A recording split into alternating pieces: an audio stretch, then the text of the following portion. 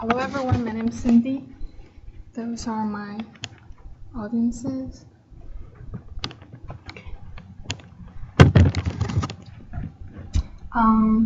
Before I start, I want to ask how's everybody's July 4th weekend?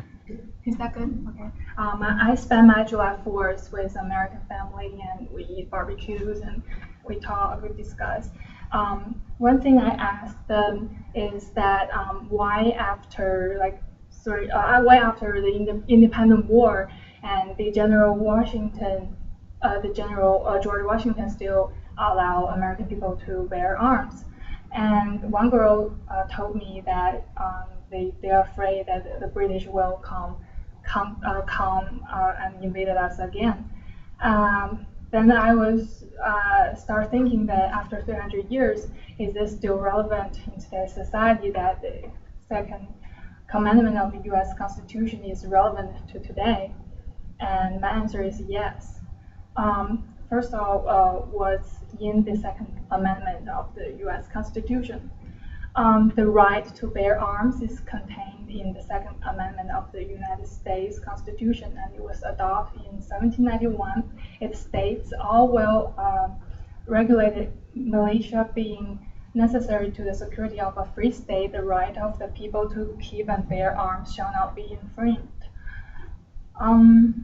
So my point one is the right to bear arms. The right itself protect the United States, the security of a free state. So if I say the American Constitution is the most important American legal document is correct, then the American Constitution states that protect people from any source of domestic international abuse is correct. Then the right to bear arms is right in the United Constitution and is right in the United States as the most important American legal document is to protect the people from any source of domestic and international abuse is correct. So the right to bear arms is to protect people from any source of power abuse to ensure the freedom and democracy in this country is correct. My second point is the right to bear arms is a way to balance the power. Here's a picture of a guy and a lady. Maybe you don't know them, maybe you know them, but they are William and Mary. They are after the 1688 in England, James II and his family fled to France, and early in 1689, the House of Commons in England declared William and his wife Mary the King and the Queen of England. And then this is considered this is called a glorious of revolution, and the production of the glorious revolution is the English Bill of Rights in 1689. The English Bill of Rights states that subjects which are Protestants may have arms for their defense suitable to their condition and as allowed by law. The most significant aspects of the English Bill of Rights is regardless of the scope of rights, the English citizens reserved a right against the crown. Simply put, before William and Mary took power in England, they must acknowledge that the right to bear arms was essential to the balance of power between the crown and the population at large. So guns offer a counterbalance to any form of oppression from individuals and government. So that's why the rights of bear arms plays a significant role in the balance of power between individuals as well as between people and sovereigns and any other political or social group. Here is another example I read it from the website. From the laws of People's Republic of China on control of guns. in the Article 2, it states the laws apply to the control of guns within the territory of the PRC, where other regulations are formulated by the State Council and the Central Military Commission regarding control of guns, which the Chinese People's Liberation Army and the Chinese People's Armed Forces and the militia are armed. Those regulations shall apply. In Article 3, they said the states establish strict control over guns. All units and individuals are prohibited to possess, manufacture,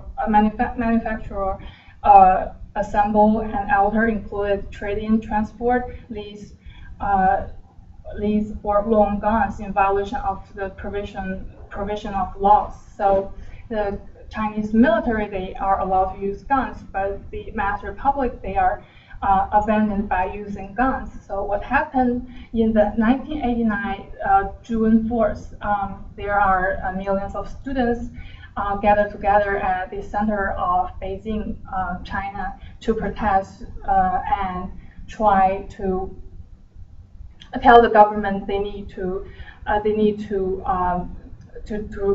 practice the democratic reform.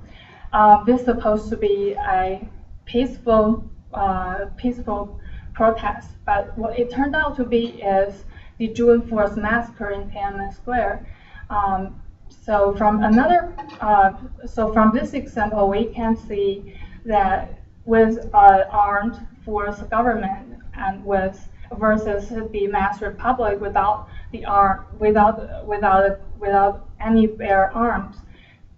So the people will lose the people and government will lose their power, and the power is not balanced. For the individuals,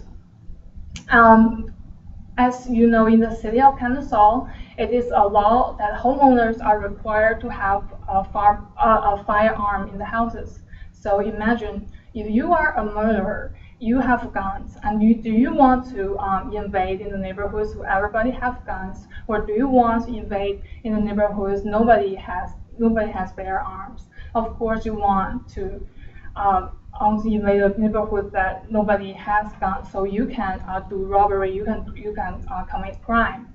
So allow people to have guns or bare arms.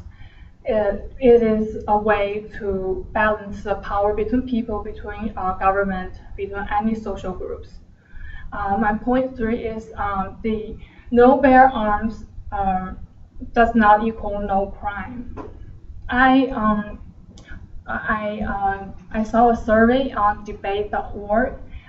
They asked, would a ban on guns reduce crime in the United States? And 74% people says no. Here I also read documents from Mother Jones, is a independent news organization, and they include from 1982 to 2012. There are 62 mass murders in those 30 years.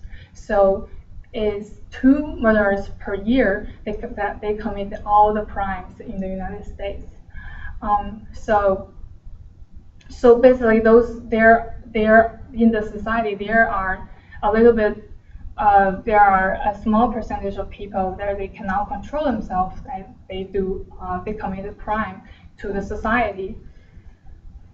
And then I also looked up the car accident in the United States. According to the source from U.S. Census Bureau, that from 1990 to 2009. In 2009, there are 10.8 million people died from the motor vehicle accidents. So if we blame guns for all the crimes, can we just say all the accidents, they are all, we can blame all the car accidents to cars. So let's encourage everybody that we don't have cars, so we will have no car accident. So of course, this logic is not correct. Another thing I looked up is the Dublin's massacre in Scott, the Great Britain.